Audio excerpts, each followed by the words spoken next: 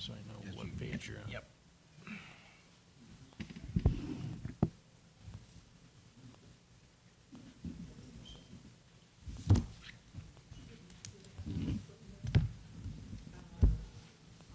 Oh my God. Which project? You talking about CMS or?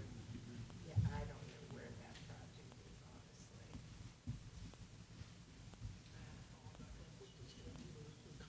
Yeah, yeah, there's still one other, one little detail.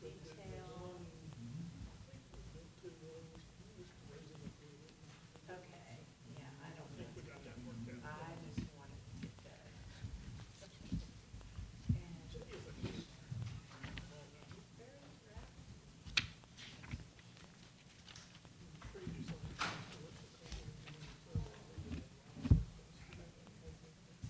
rapid.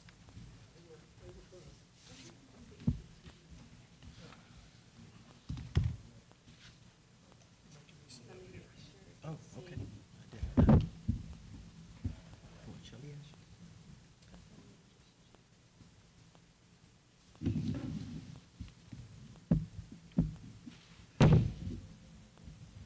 To bring that big drawing? In case we need it. Okay. How are you, sir?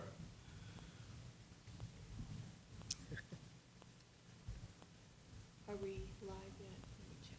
Are we live? Okay. Good evening. First of all, I want to thank you for coming out in this weather to learn about this important project. So my name is Shelley DeHart. I'm the Assistant Planning Director for the town.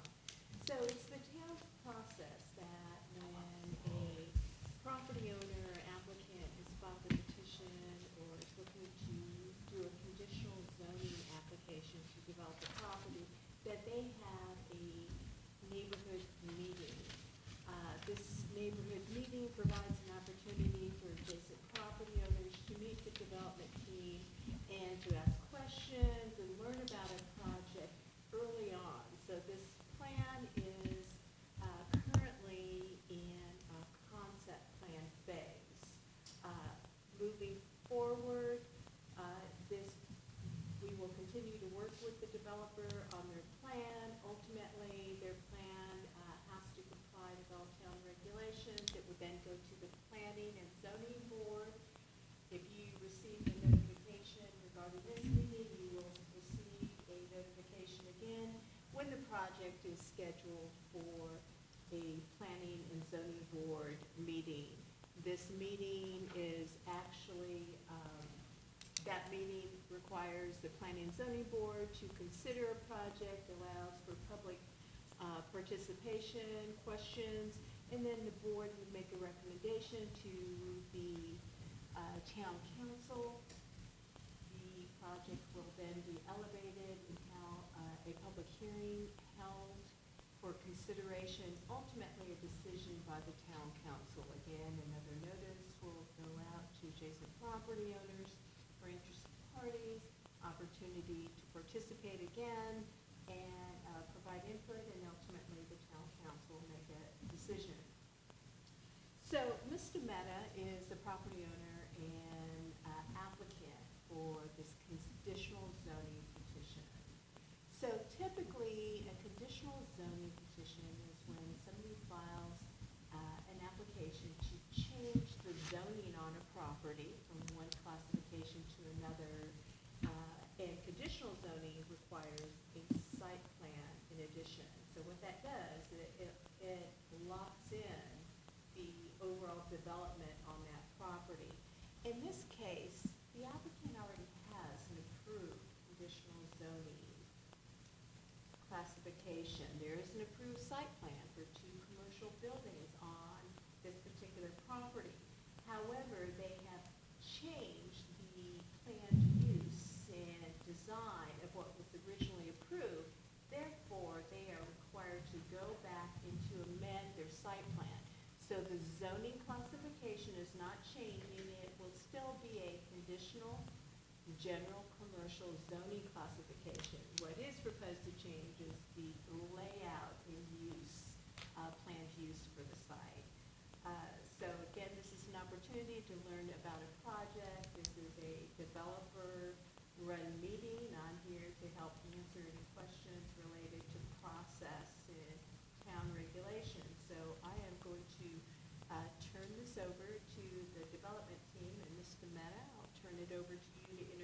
team. Thank you very much, Shelley. Thank you, Zach, Shelley, the planning board staff, in allowing us both this time to present our project to you, and also obviously for their space over here tonight. So, as Shelley mentioned, we've got a conditional zoning project that we'll be bringing in front of you. But just a little bit about me real quick. We want to, of course, thank all of you for taking your time right now in lieu of the weather that's happening right now. But my name is DJ Mehta. I represent JUJJ Investment LLC, which is the entity that owns the parcel. And the parcel we'll talk about in a little bit. But for me, I've developed many different concepts and worked with 7 different franchise concepts. I'm a resident of Cabarrus County for almost 20 years.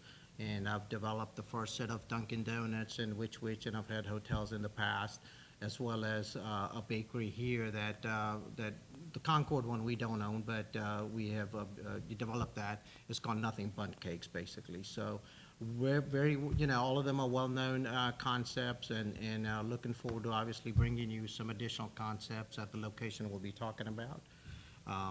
And then I'm going to introduce to my team real quick. I've got Mr. Bradford Egan to the right. He'll be representing Clutch Coffee. Mr. Paul Campbell, he's the engineer on the project on the retail, the larger building side. And then Brian Ellington and Mariah with the EDG group. So they're their team primarily working on the projects. If we'll have a Q&A session at the end, so if you've got any questions, we'll be more than happy to address those. So I think most of you here are familiar with the location of the parcel, which is 5310 Highway 49. It's in the middle of, pretty much the retail corridor as far as Harrisburg goes. If you go to close to where the Food Line Shopping Center is near 485, and towards the Publix Shopping Center just across the town center over here. This is pretty much almost in the middle. It's a, everything within that corridor is retail, and that's kind of what our proposed project is. Let's see. You've got one of the handouts. I don't know, you've got the plan, the site layout, I believe. And then we'll talk about there's phase 1 and phase 2 on that. And then basically with that plan, the previous zoning that was approved was a conditional zoning. And as Shelley mentioned, there were 2 buildings, a retail A building and a retail B building. So nothing's really changed from that perspective. The building sizes may be a little bit smaller than what they were proposed before.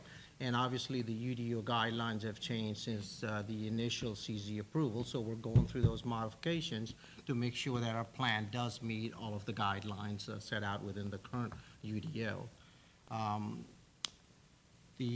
Again, as I said, phase 1 is going to be the Clutch Coffee, and we'll explain that in a bit. And phase 2 is going to be the retail building. And that's the layout. And as you can see, and as most of you know from living here and working here, that it's right on Highway 49, and it's adjoined by mostly non-residential properties on both sides of Highway 49. And as Shelley mentioned, there's currently approved conditional zoning with restrictions on the site and the parcel itself. So that's the plan we'll be talking about. And again, there's a phase 1 and phase 2. Both of them will be very close. I anticipate that the construction may be about a couple of months apart between phase 1 and phase 2. Phase 1 probably because it's a smaller building and those plans are almost ready to go, will begin. And then phase 2 will be shortly thereafter. Let's see. Yeah, and I think I'll turn it over to you, Bradford, if you want to talk about the Clutch side, I guess, on the Sure. phase 1. Sure, if we can flip to we'll come back to the site plan, but if we can flip to the next slide. Yep. 814 is the company that I work for. We are a national developer, and what we do is we get clients, and these clients are usually, our tagline for our company is enriching communities through real estate. And what we mean by that is that we try to get clients that are going to enhance communities as opposed to detract. We're not going to develop a liquor store. We're not going to develop things that are not good for the community. We do a lot of daycare companies, and we're a national developer. So usually what will happen is we will talk with a company, they become a client, they say we need 15 units in the next 5 years. Here's where we want to be in the country, and we go out, we find the land, we entitle it, we buy it, we entitle it, we build the building for them, and then we lease it back to them. So it's a system that works very well. And with the Clutch Coffees, Clutch Coffee is based in both North and South Carolina. Those are the two states that they're developing in. And we have probably a few more in South Carolina, but this is one of the newer locations in North Carolina. So it's very exciting. It's a drive-through only concept, so there's no seating inside the building. There is a walk-up window if somebody wants to park their car and walk up and sit on the patio and enjoy a beverage. They can certainly do that. But primarily, the business is drive-through business. The building is only 850 square feet, so it's not, some monster building. And typically our hours, and they vary a little bit based on how the location does, but typically hours are 6 in the morning until 9 p.m.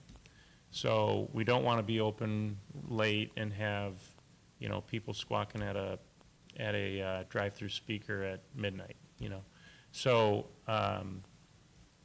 normally the morning hours start at 6 o'clock, and then we close at 9. From an operational standpoint, there's normally 4 or 5 employees on site at any one time, and there's typically 1 shift change during the day. So quite honestly, like I said before, we don't have a lot of people that come in and park their car and go to the walk-up window and sit on the patio, but it's certainly available for anyone that wants to do that. It's typically a drive-through situation with most customers. Most of our customers are coming in the morning, between, say, 7:30 and 9:30, that morning traffic drive. And then it's kind of sporadic the rest of the day. There might be a little bit more, at the 6 o'clock hour when people are coming home from their job or whatever. But that's just a little bit about the 814 company and about Clutch Coffee. If you want to go back to the site plan. To give you an idea on the site plan for us, we would be essentially phase 1. And what would happen is you can see that the drive-through lane, if you go to the you come up off Highway 49, come up to the drive-through lane, which is on the high point of the site plan, which we'll call the north side, and wraps around, comes back towards the building, and the drive-through lane is between the drive-through lane and the highway. What we have done for this plan that is it's still conceptual, obviously, but we have gotten a little bit of feedback from the city. We've made the patio for this building a little bit bigger, and we've called out for additional landscaping around that patio to make it a little bit more enhanced. And we also enhanced the elevation of the building. If you go back to the Clutch Coffee, if you look at this lower left elevation, that is what would be facing, or something close to this. Again, these are conceptual plans based on some comments that we've gotten from the city. But these windows here these 3 windows on the side that's going to face Highway 49 are part of an ordinance that's required by the city. Normally that would just be, decorative block or brick, but in this case we enhance that elevation with some glazing and windows and that sort of thing. to meet the ordinance and also to beautify the building a little bit. That's about all I have for you on 814 and Clutch, but if you have any questions at this point, I can certainly answer them, or we can hold them until we get to the Q&A portion of the presentation. Okay. So then going back to the site plan, you'll see overall, there's a single ingress egress lanes. Right now it shows 2 arrows, but we'll be modifying that to show a single lane coming in and a single lane going out in respect of the changes that'll be coming for the Highway 49 corridor NCDOT project. Also, you'll see in the plan that we're not requiring or requesting rather any buffer waivers, with the exception of this plan currently shows a 3-foot where you see the detention pond on the left side of the drawing. And when engineering gets through their calculations, that may or may not be required. So currently the plan is showing just a 3-foot encroachment into that side buffer. And again, as Bradford said, our ingress or coming into the parking lot is, we've had several versions, but we found that this version was the best to for movement within the 2 parcels, the phase 1 and the phase 2. And as far as the rendering for our side, this is what the conceptual drawing is. This is how the building would look like with about 4 to 5 different tenants in there, multi-use tenants.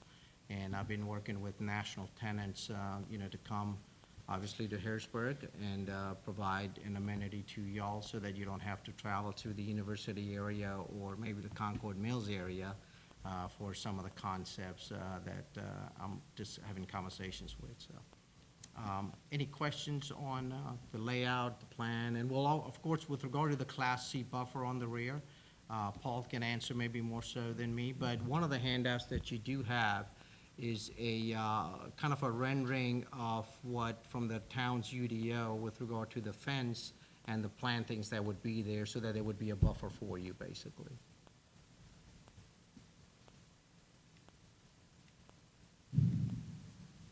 Any questions for both the engineer or the architect for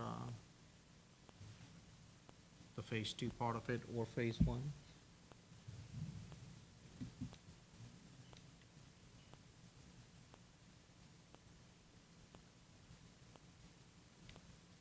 My question is the coffee shop looks like it's being pushed back further off the highway.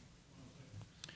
Well, the throat of the drive aisle that is the ingress and egress into the property, the length of that throat is a requirement from NCDOT. They required that we extend that into the site, far enough into the site, so that they could see that there would be a safe traffic pattern for that. Right, and obviously theirs is a much larger building. The problem is if we pull the building towards Highway 49, then we will not be able to have kind of a straight shot with the drive-through. Then we get into, kind of getting a serpentine exit for the drive-through lane, and it's a bit of a recipe for disaster if we do that. So what we've tried to do here is enhance the patio by making it a little bit larger, put more landscaping in that area, so that it's going to be impactful from a beautification standpoint on Highway 49, but the building, especially being that there's no dining, there's no indoor dining. So it's very prototypical, the size of our building. It's 850 square feet. We know exactly how everything fits down to the tile. So from that perspective, we really can't make the building bigger, and to bring it closer to Highway 49 would then cause an issue for the drive-through lane because of the mandate from NCDOT to have that throat be the length that it is.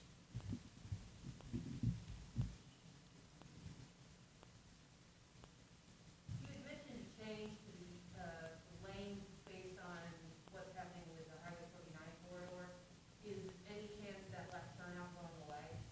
It is Yes. going away, yes.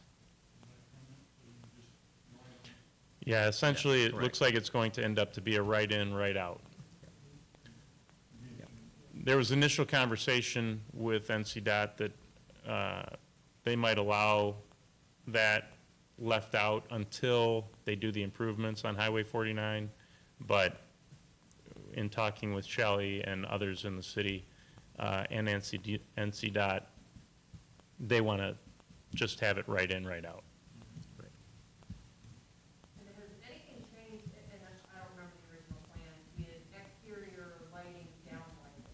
I know we have a real bad problem with light pollution here, and some places like Autoville are now turning their lights off at 10 o'clock. And so has lighting standards changed in UDO, or has your lighting plan changed to minimize the amount of downlighting?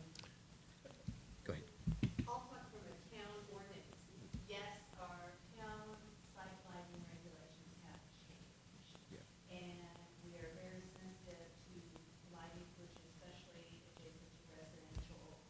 So there's a maximum amount of light that can come out of can come out of the fixture. It has to be directed towards 49. And we have the ability of requiring shield. So although we want to make sure that it's safe for people parking near the rear, so there will be lighting, they can put a shield on the back which directs the light solely to the front. So that is something we look at. They are required to do what's called a photometric plan to show us the amount of lighting near the property lines and the landscape areas, and that's when we would request a shield, remove shield at that point. So yes, they become strict. But does the lighting go out? That can be placed as a condition of approval, since it is a conditional zoning. That is a great suggestion. We'll make sure it gets in, not knowing the hours of operations, but I'm sure at a certain point, there probably can be. We do ask that our sheriff and for public safety, they may keep some on near the front, near the building, but that is something we can definitely look at. And with regard to the photometric plan, the photometric plan will show the foot candles, which is the light at the level where it meets the property boundaries and everything like that. So typically, and again, 814, we develop across the country, and typically, there's a mandate that at the property lines, it's got to be 0-foot candles. You can't bleed the light over the property line, and that would be something that we would adhere to. We, Ours in the neighbor who's not here, kids got Bible school tonight, that was one of the things he mentioned to me, was the yeah. lighting that, that come in our backyards at night. Correct. And in the photometric plan, it will show the foot candle level at all points on the property, and they'll be concentrated underneath the lights, but in every instance that I've developed, it's typically a 0-foot candle level at all property lines. So the light doesn't bleed over the property lines. And that's on the clutch side, but are we saying we're gonna hold to the same standard? That's Yeah, typically it's a requirement. I don't want to typical. speak for DJ, Yeah. but that's typically an ordinance that has to be stuck to Yeah. in almost every community I've dealt with. And our other question, ours and the neighbors, was the fence and the buffer zone, the trees and all that they're showing. Is that the full length of the whole back of the property? As far as the fence going across, from the clutch side, we actually have to put up a retaining wall Right. on the back side because of the topography of the site. So we haven't gotten quite that deep into the site plan as far as if we would need, because it's more of a distance or fence and less distance. is the way the ordinance is written. And correct me if I'm wrong, either of you. So if there's a fence, then typically the setback is a little bit less. But if you don't have a fence, then you have to meet the mandated setback for the property line. Fencing was required anyway. I don't believe that a fence has to be put up, but we'll follow the ordinance based on how it's written. And just as a follow-up, who's correct, so buffers vary. Yep. The wider the buffer, the more landscaping, typically if somebody's putting up a wall or a solid fence of that, there's an opportunity to reduce it slightly, they still have to do the same amount of plants, it's just half tighter next to a fence. I do recall the previous approved project, I believe, required a wall and a fence on the Yeah, property all line, these so. and all in have Yeah, fence. so I'll follow up with that, and we have your notes, and we'll work with the team on that.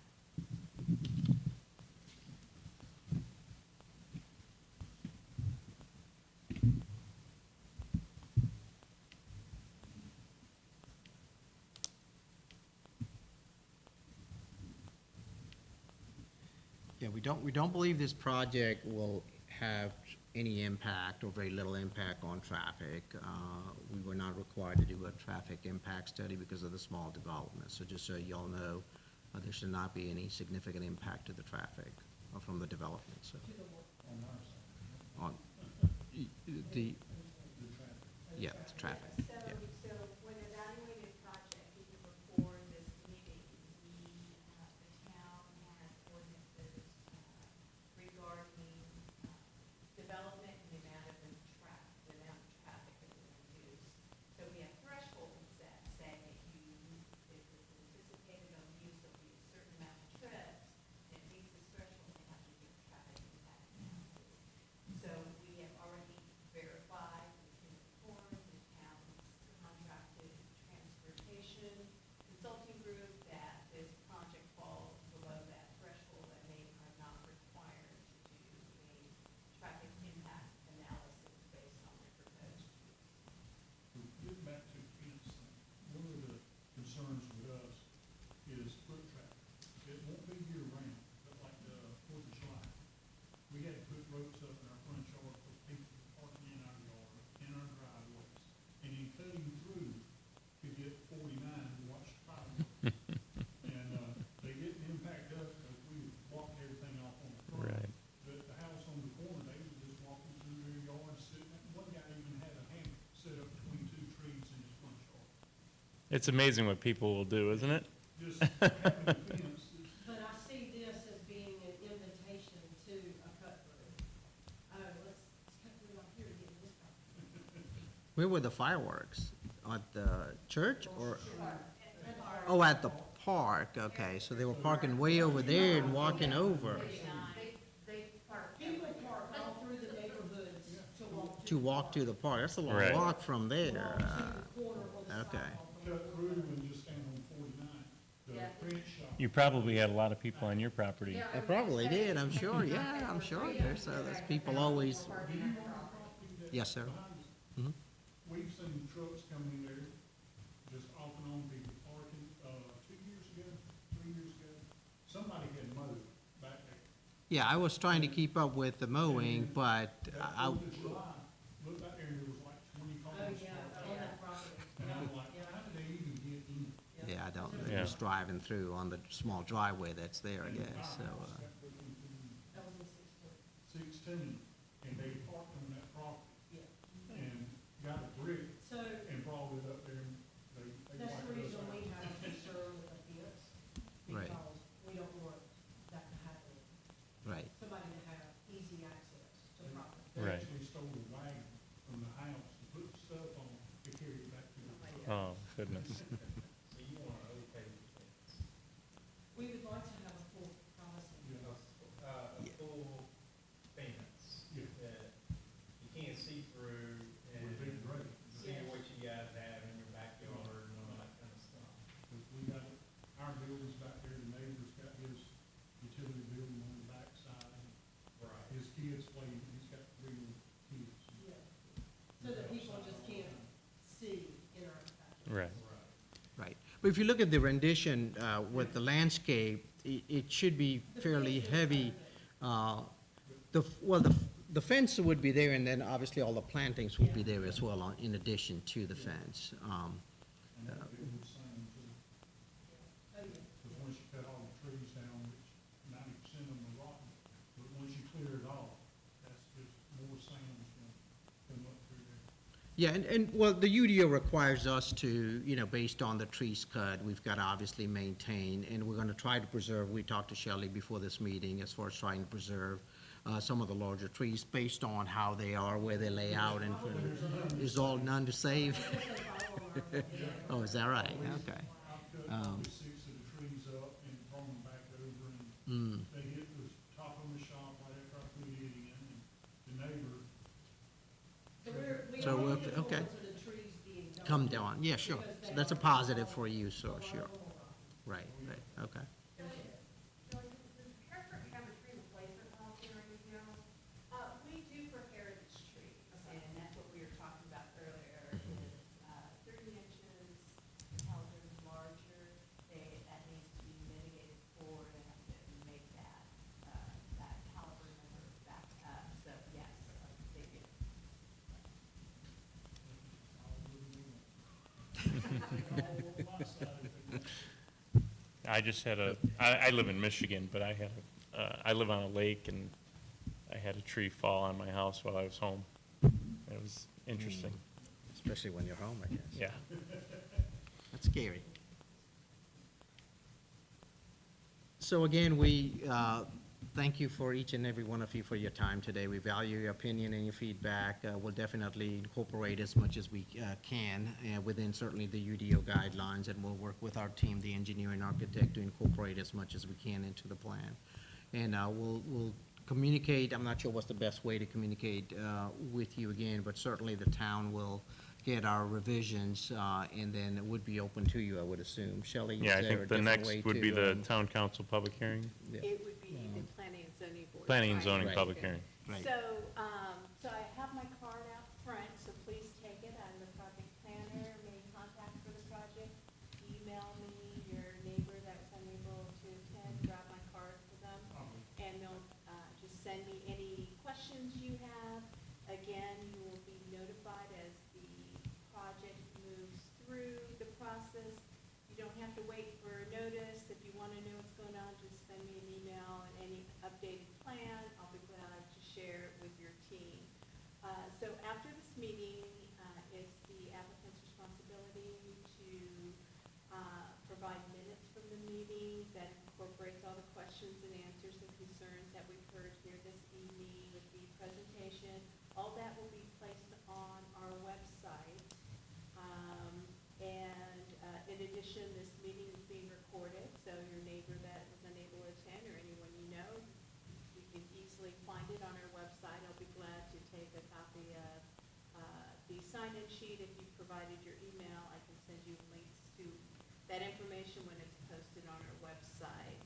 So please, any questions, reach out to me. There are at least 2 formal opportunities, the planning and zoning board, and then the public hearing at the town council to voice any concerns and provide public input. So that's all we have for you this evening, unless you have any additional questions. Go ahead. One question I have is property values.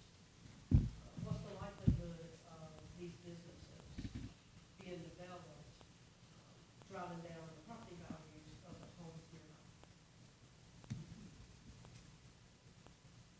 Well, I don't work in the tax department, finance department. And the so- reason I ask that Yeah, question is yeah. because across the whole state, all property taxes just increase. Increase.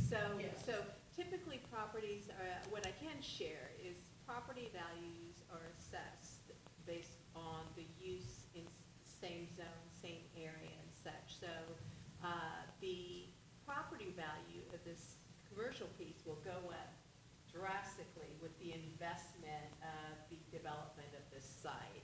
So if anything, it will increase the property value for the other commercial with surrounding properties, but it doesn't really, your property is not assessed based off a commercial Okay. property. Okay. Uh, I mean, I know so- everybody wants a coffee shop in their backyard, who doesn't?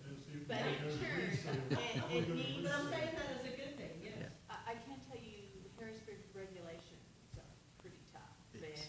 And going through the planning board or town council stuff, in ensuring that our property values in Harrisburg gets the high caliber development it is seeking for our community. In the corridor, the 49 corridor is very important to us, because that's the first impression when people drive through our community. That's why it's the town working on the 49 project with the landscape medians and so forth. They've worked very hard on ensuring that we end up with a community we can all be proud of. So we work very hard. And any concerns, just again, email me.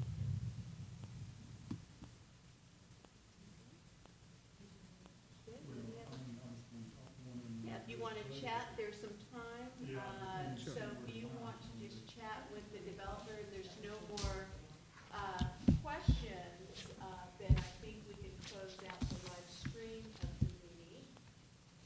And before you close that off, again, my name's Shelley DeHart. You can email me if you're watching and have questions about the project. I'll be